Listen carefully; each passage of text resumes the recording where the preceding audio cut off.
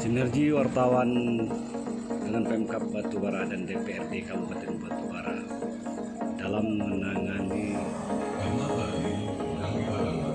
untuk mendapatkan penghasilan asli daerah atau PAD Kabupaten Batubara. Karena PAD ini adalah salah satu urat nadi pembangunan kabupaten. Untuk itu seluruh wartawan tergabung dalam Wapres PWI dan juga wartawan lainnya memberikan saran dan pendapat bagaimana untuk meningkatkan PAD. Selain itu, banyaknya aliansi ilegal membuat para aktivis dan penggiat berita ini melakukan koordinasi kepada Pemkab Batubara dan DPRD Batubara.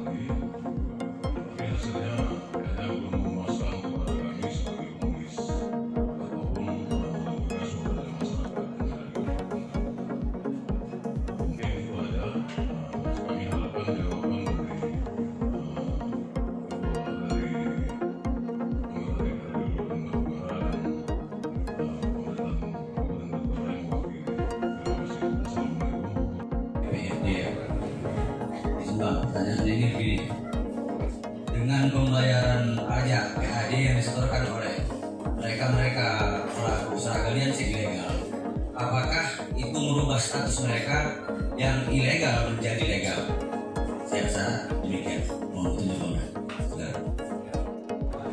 Saya ingin mempertanyakan soal pemungutan pajak aliansi tanpa izin atau ilegal.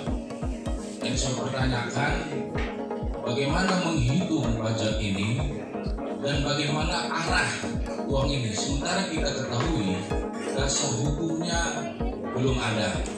Kan kalau dia ilegal, apakah itu tidak menyalahi hukum? Seharusnya kan di situ sudah masuk penindakan hukum. Terima kasih. Teman kita Pak Adli dengan pertama, kalau WP itu bayar ketika tidak punya izin, legal atau ilegal, itu Pak ya. Kita balik ke undang-undang, mungkin ini sekaligus untuk menjawab dari pertanyaan rekan kita Bang Bakar, ya kan. Mungkin sekaligus ini ada dua pertanyaan. Pertama begini, konsep Undang-Undang 28 itu disampaikan bahwa pajak adalah terhadap objeknya. Berarti setiap usaha atau pelaku usaha pribadi atau pembadan yang melaksanakan sebuah kegiatan yang berkenaan dengan perpajakan wajib membayar. Sama ini tadi Pak, satu ikan kopi, kira-kira sudah punya izin nggak? Izin usahanya. Tapi karena ada perbuatan melakukan jual beli makanan, wajib bayar pajak makanan minum. Persoalan izin nanti kepada UPD yang punya kewenangan. Lalu bagaimana tentang legalitasnya, ilegal atau legal? Nah tadi yang namanya tidak punya izin, Pak, tetap itu usahanya tidak legal, bukan legal, tapi ilegal. Contoh satu kasus, ada sebuah produk reklame Pak. Ini ada bangunan baliho. Bangunan baliho belum diisi produk. Dia tidak punya izin. Ketika ada sponsor memasukkan iklan di dalam suatu baliho itu, wajib 1 hari pun Pak dia kena pajak dan bayar pajaknya pun. Lalu ada ini Pak, PPP, dicek ini bangunannya, punya izin tidak ini bangunannya? Ternyata tidak punya izin. Pengusaha yang memberikan produk tadi wajib tetap bayar pajak. Bangunan wajib ditumbang atau bagaimana? Ini eksekusi. Artinya dihimbau untuk melakukan pengurusan izin bangunannya. Karena yang dibayar itu tadi bukan bangunannya, Pak, tapi adalah produknya, objeknya tadi. Dan ketika pengusaha hari ini, saya contoh tadi rekam lagi, kita ambil pajak ya, begitu menjadi eksekusi pembangunan yang misalnya dirobohkan itu pemerintah daerah, yang membayar pajak ini komplain sama saya, Pak. Saya akan berhadapan, Pak. Saya akan ngomong, Bapak melakukan usaha tanpa melihat bangunan punya izin atau tidak. Wajar kalau pemerintah daerah akan bertindak melakukan perubahan terhadap bangunan. Tapi kewajiban Bapak akan memberikan sponsor tadi sudah memberikan nilai komersil bagi usahanya, wajib bayar pajak. Itulah Pak prinsipnya. Jadi artinya tadi bayar pajak belum tentu juga legal. Makanya sebelum kita berusaha maka kita dituntut juga Pak untuk melakukan upaya-upaya administrasi baik perizinan dan segala macam. Barulah kita dapat berusaha. Jadi itu ya kita semua yang mengucapkan kalau bisa kita melakukan, karena aturannya hari ini kita buat bukan legislatif saja, eksekutif saja, tapi itu kita semua Pak. Jadi kan gitu ya. Lalu bagaimana dengan kaitan tadi itu terkait dengan legal atau tidak legal? Garansi yang tak berizin A, itu terkait dengan kemarin ini pendapatannya Pak, bagaimana perhitungannya? Nah, pertama hari ini kita yang kesulitan ada terkait dengan galian C yang tidak punya izin. Nah ini kita hari ini sampai hari ini kita mengusahakan kewajiban Pak. Kalau karena tadi ada tanda kutip tadi kita tidak mau ambil dalam ini kita legalkan atau dalam pembeli dan kita batasi. Bagi yang punya izin, bagi yang punya izin, nah nanti ketika memang ada kontrak kerja dari masing-masing perizinan itu Pak, ada nilai kontraknya. Kita menghitung berapa kontraknya Pak. Tarifnya sudah ada. Nah, misal Ranah Timbul, 1 meter kubiknya itu misalnya 2.800, ya, Pak. Jadi ada berapa meter kubik yang diminta sesuai dengan kontrak. Contoh misalnya ini Pak dulu ada pasir kuarsa kita yang di daerah apa itu laut. Nah itu kan ada apa namanya? Ada nilai kontrak mereka. Sebatas nilai kontrak itu misalnya 50.000 meter kubik, itulah yang dibayarkan. Nah ketika nanti dalam proses kelebihan produksi mereka itu wajib kita stop. Nah itu wajib kita stop karena nilai kontraknya demikian. Begitu juga dengan tambahan kecil. Kita itu berapa publikasi yang dikeluarkan setiap harinya. Jadi itulah proses perhitungannya. Tarifnya sudah ada. Nah bagaimana dengan penggunaan anggarannya? Kalau penggunaan anggarannya ini banyak Pak. Kan juga PAD ini kan nggak cuma dari sisi pajaknya aja, banyak ini. Jadi ini alat untuk pembangunan kita. Jadi yang jelas bahwa pajak hari ini dibayarkan oleh wajib pajak ataupun kita selaku kalau pasti kita punya bangunan ini Pak, rumah, tanah, wajib bayar pajak PPP-nya. Artinya inilah untuk pembangunan kita juga. Penggunaannya bukan untuk kami, bukan untuk anggota DPR saja, tapi untuk pembangunan. Sama aja untuk pembangunan misalnya. Sama Pak, sebuah contoh kecil. Hari ini saya bayar PPP cuma misalnya Pak 20.000 rupiah Pak. Tapi ketika dihitung dalam satu kelompok kampung saya Pak, dihitung Pak ini satu kelompok paling banyak 20 juta Pak. Tapi kan dibangun hari ini dengan pembangunan di jalan yang dibangun lebih dari 20 juta. Kalau kita sadar hari ini bahwa pembangunan yang kita bangun dan pajak sebenarnya tidak cukup. Tapi pemerintah daerah coba memberikan pemerataan pembangunan. Nah ini dari sebagaimana itu ada cara pembangunan. Mungkin itu saja Pak sebagai gambaran dari pertanyaan dari Pak Adi dan Pak Terus. Saya terima kasih.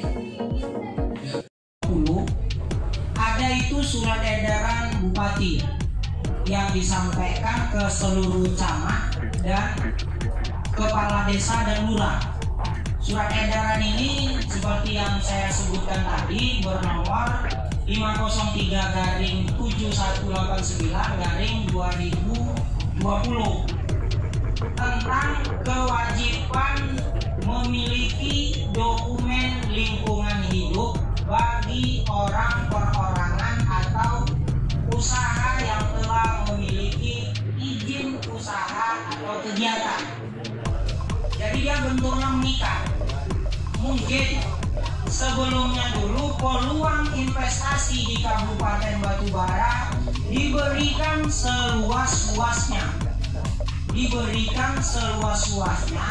tetapi dokumen lingkungannya tidak menjadi perhatian. Kenapa?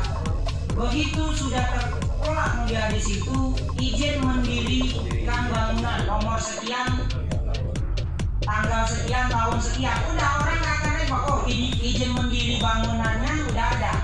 Padahal aspek yang terpentingnya adalah dokumen lingkungan. Makanya sekarang beberapa perumahan itu, beberapa bank tidak akan mengucurkan dana tambahan atau dana apalah itu namanya untuk pengucuran pembangunan perumahan tanpa ada dokumen lingkungan terlebih dahulu. Kita terbantu juga. Sebelumnya yang ini dirabras langsung, tetapi beberapa bank sekarang sudah memperlakukan itu. Harus ada dokumen lingkungannya. Ini tadi contoh perumahan. Tadi saya sebutkan juga beberapa kementerian lembaga, misalnya kemarin kayak Dinas PUPR mengajukan dana PEN, pinjaman daerah di dana PEN. Ya, pemulihan ekonomi nasional itu dimintanya dokumen UKR-UKR-nya, Pak. Jika tadi dokumen UKR-UKR-nya ada, mereka eksekusi. Jika tadi anggarannya ada, mereka eksekusi. Di dalam Pergub 27 tahun 2020 tadi, di situ ada batasan. Jika sekian sampai sekian itu UKR-UKR. Jika sekian sampai sekian itu menjadi anggaran. Bagaimana perlakuan jika bangunan itu sudah ada? Kan itu pertanyaan kan. Bangunan itu sudah ada, nama dokumen lingkungannya adalah DPLH. Dokumen pengelolaan lingkungan hidup. Jika ini sudah ada lagi satu dia, dokumen evaluasi lingkungan hidup. Kenapa harus ada dokumen evaluasi lingkungan hidup? Yang tadi dia bangun perumahan, slotnya misalnya 30, dilihatnya perkembangan banyak masyarakat yang butuh menjadi 50. Dia wajib punya dokumen evaluasi lingkungan hidup. Atas penambahan unit baru tadi dia masukkan kembali ke dalam dokumen lingkungan hidup. Memang ini kita cukup punya banyak kesulitan. Contohnya aja semalam SPT sidak itu saya hanya share ke Bapak Asisten 2. Begitu ditandatangan Pak Sekda, saya share ke Pak Asisten 2. Karena kemarin kita banyak jadwal, berkomunikasi saya dengan Pak Asisten, kita eksekusi ke lokasi itu sidak sekitar jam-jam 1 kata Pak Asisten 2. Makanya saya tidak bisa hadir di rapat dengan pendapat yang diadakan oleh Komisi 1. Begitu kita nyampe di Tanjung Muda, Tanah Merah, satu pun tidak ada jantung, satu pun tidak ada beko. Dari Tanjung Muda kita bergerak ke Karangtahar, depan RM 100 di belakang Eki Kopi itu, Pak Sayanto. Di sana tidak ada juga aktivitas, hanya eskavator sebanyak 42 diistirahatkan. Kita pun nggak tahu kalau bisa bocor. Tetapi kemarin kita berkoordinasi langsung dengan Pak Camat Air Putih, jalan keluar masuknya ke Galian C itu akan kita pasang plat, akan kita pasang blok, karena jalan itu hanya mereka yang menggunakan. Jadi hari ini Pak Camat Air Putih mungkin berkoordinasi dengan PLN meminta tiang listrik Avata itu akan kita pasang di tengahnya itu sehingga tidak bisa lagi masuk. Jadi posisinya seperti itu. Karena apa? Kembali tadi mungkin agak mengembang Pandaman. Di Tanah Merah itu, di Tanjung Muda itu udah terjadi abrasi kira-kira 300 meter panjangnya. Lebarnya itu ada berdiameter 1 sampai 2 meter, Pak Sayanto. Abrasi di pintu air yang digunakan oleh Inalum untuk membangun pembangkit turbinnya yang ada di Kuala Tanjung. Jadi intinya seperti itu. Jadi kita tidak terlepas. Tadi pun saya diingatkan Pak Sekda kembali, tim yang masuk di dalam tugas kemarin itu tetap bergerak di seluruh galian C, baik yang ada izin maupun yang tidak ada izin. Kenapa? Yang ada izin perlu kita cek. Yang punya izin galian C, dia bermain di koordinat. Koordinat yang sudah disepakati, dia bisa merambat ke kiri, ke kanan, muka, dan belakang. Jadi posisinya seperti itu. Begitu itu kejadian, kita stop dulu sementara, karena perhubungan ini nanti kan dihitung. Semakin lebar dia menggunakan galian C, berapa kedalamannya, untuk retribusi.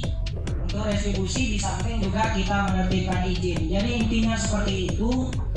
Masukan bagi kami juga, mohon di-share nanti mana areal-areal atau tempat-tempat atau usaha yang belum punya dokumen lingkungan agar diberikan informasinya ke kami. Karena Dinas Lingkungan Hidup sendiri tadi udah jelas punya keterbatasan tenaga, hanya punya 11 personil, belum punya PPNS. Jadi masih banyak yang perlu diperbaiki.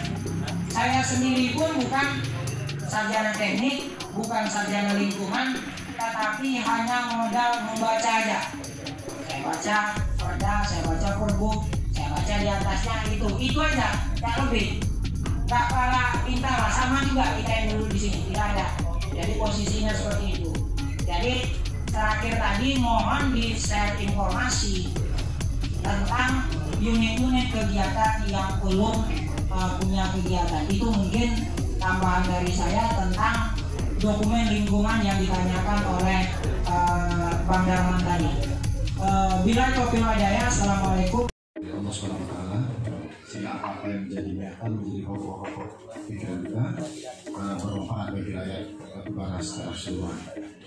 Yang saya hormati seluruh anggota dewan berhadir, tuan rumah, Pak Musim, Cianju,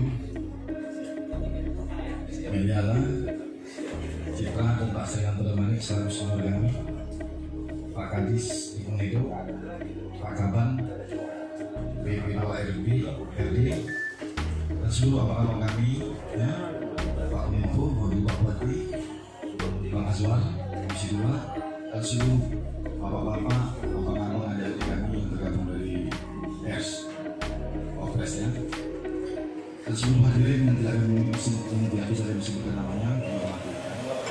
Baik, tadi dari Komisi 1 sudah disampaikan oleh Pak Cipta, sebagaimana dengan judul pertemuan kita pada hari ini, peran dari fungsi DPRD Batubara dan peningkatan PAD serta lingkungan hidup. Jadi ada dua agenda.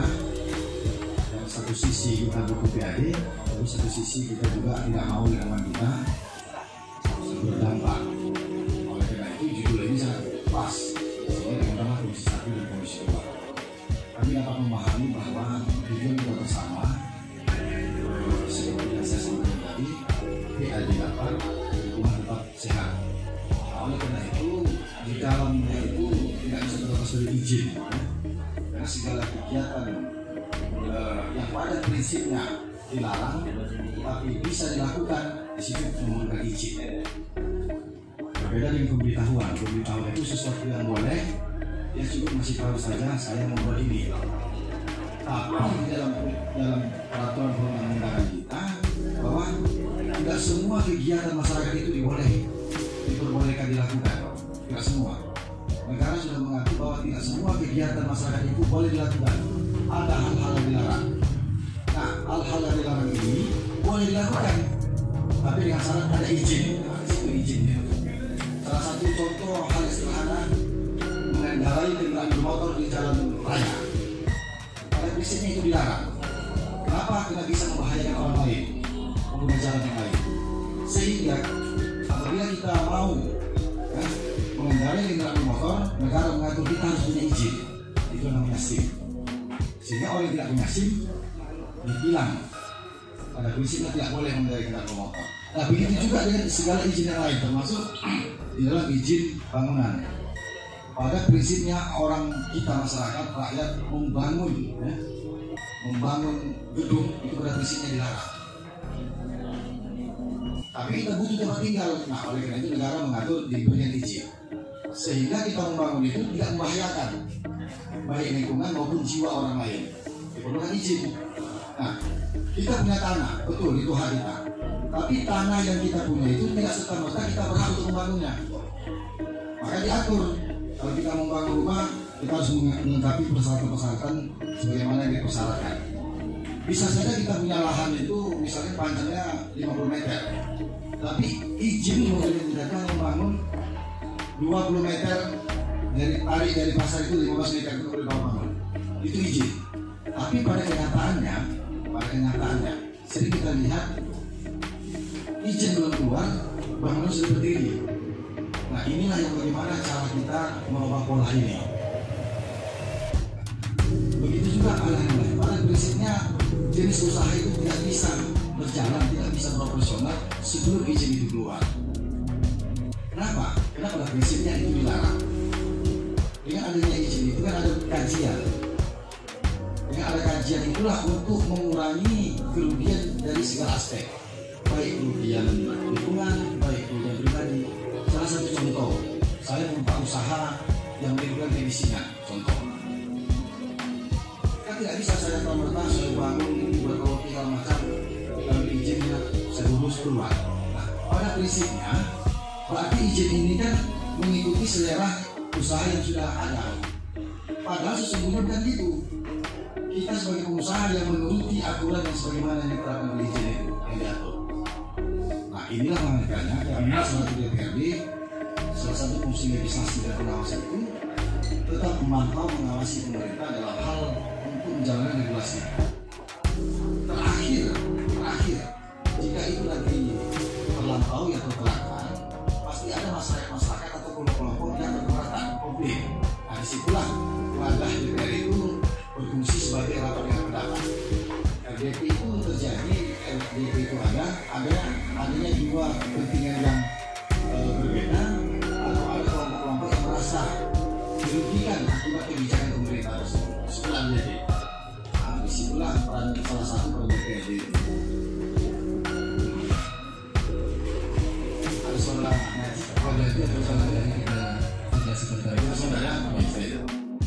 izin itu yang keluaran provinsi atau pusat, tapi rekomendasinya dari kabupaten. Nah, orang yang meneliti betul-betul ini bisa dikeluarkan tidak rekomendasi itu siapa? Kajian teknisnya macam mana? Nah, itulah yang perlu kita ciptakan, termasuk dalam pembangunan. Jadi di perizinan itu sudah ada orang-orang ahli teknis yang menyangkut segala kebutuhan masyarakat, segala kebutuhan perusahaan, itu sudah bisa terpecahkan. Tidak lagi nanti dia ke TPU, tapi nanti dia juga yang mengeluarkan izin itu, sebenarnya dia jadi ini itu. Jadi agak kesulitan. Sehingga akibat agak kesulitan dianggap ini administrasi dan birokrasi itu berbelit-belit. Birokrasi berbelit, sehingga orang agak susah. Sama dengan penindakan bangunan liar.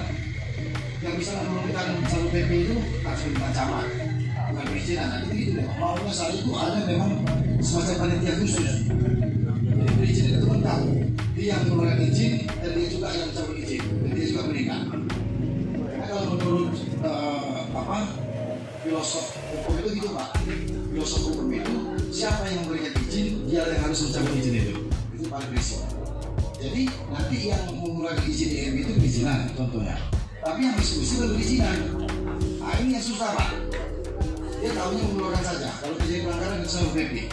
Nah, maunya dibuat satu payung hukumnya.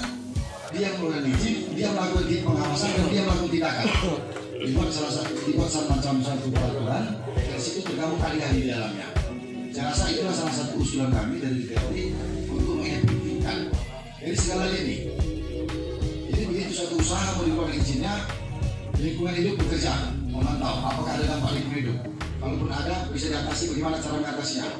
Apa kewajiban dari pusat ini untuk mengatasi dampak daripada lingkungan hidup. Jadi langsung dikaji Pak. Jadi begitu keluarkan izin tidak ada persoalan lagi. Ini bukan tidak mungkin Pak, dan tidak jarang kita temukan. izin sudah ada tapi tetap masyarakat merasa dirugikan, tetap protes. Nah ini berarti ada sesuatu yang keliru dalam pengeluaran izin. Menurut saya kayak gitu.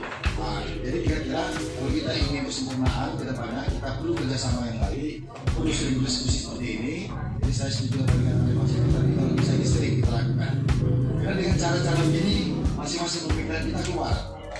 Karena ini orang-orang hebat, orang kokoh, pasti punya pemikiran-pemikiran yang tidak kita punya. Disitulah perlu kita diskusi. Nah mungkin Bapak Ibu sekalian kita beriakan atas nama Komisi 1 dan DPRD Batubara. Terima kasih yang bisa saya sampaikan. Atas kekurangan mohon maaf. Atas waktunya saya ucapkan terima kasih. Izinkan kami mungkin nanti ada kawan-kawan DPRD yang ingin menyampaikan pokok-pokok pikirannya. Silakan. Lingkungan hidup maupun oleh UKM. Nah, ini juga perlu harus digarisbawahi ya, bahwa saya minta kepada lingkungan hidup lihat dulu bagaimana keberpihakan kita nanti kepada masyarakat setempat.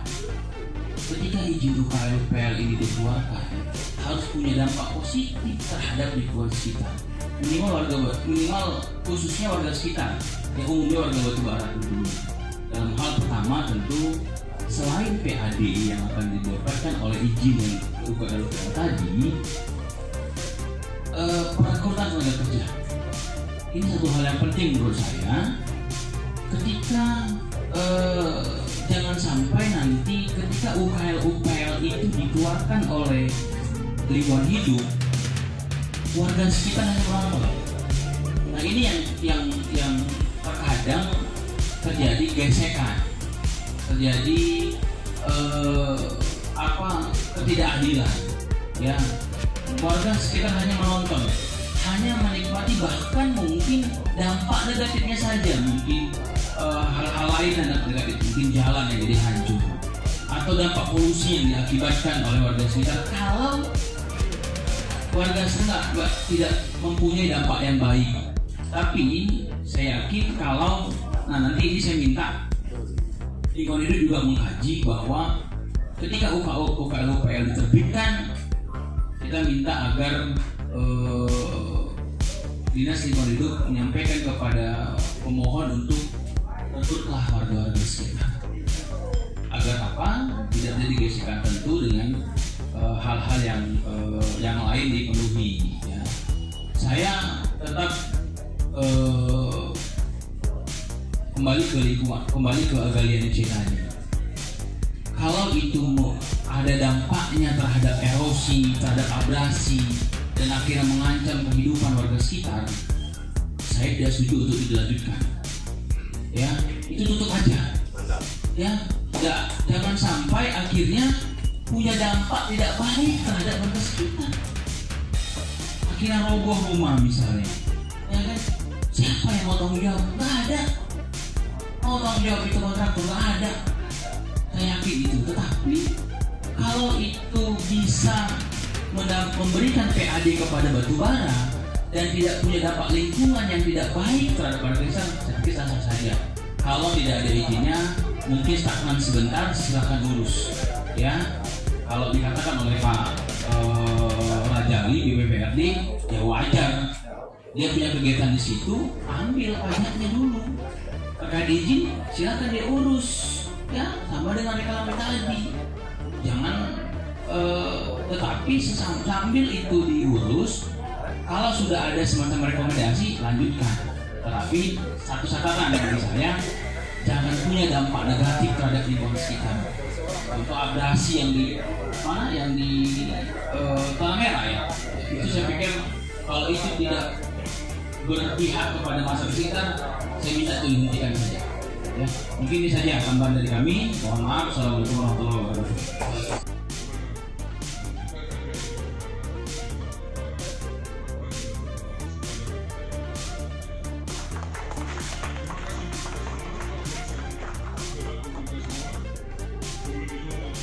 Terkait hasil dialog tersebut, DPRD dan Pemkab Batubara mengharapkan adanya sinergisitas dengan para wartawan yang ada di Kabupaten Batubara, khususnya mendukung kegiatan-kegiatan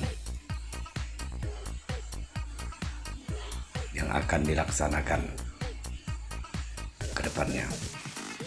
Usai kegiatan, para narasumber terdiri dari Pemkab Batubara dan juga DPRD Kabupaten Batubara mendapatkan sertifikat penghargaan dari komunitas Wapres Kabupaten Batubara. Dukung channel ini supaya dapat berkelanjutan.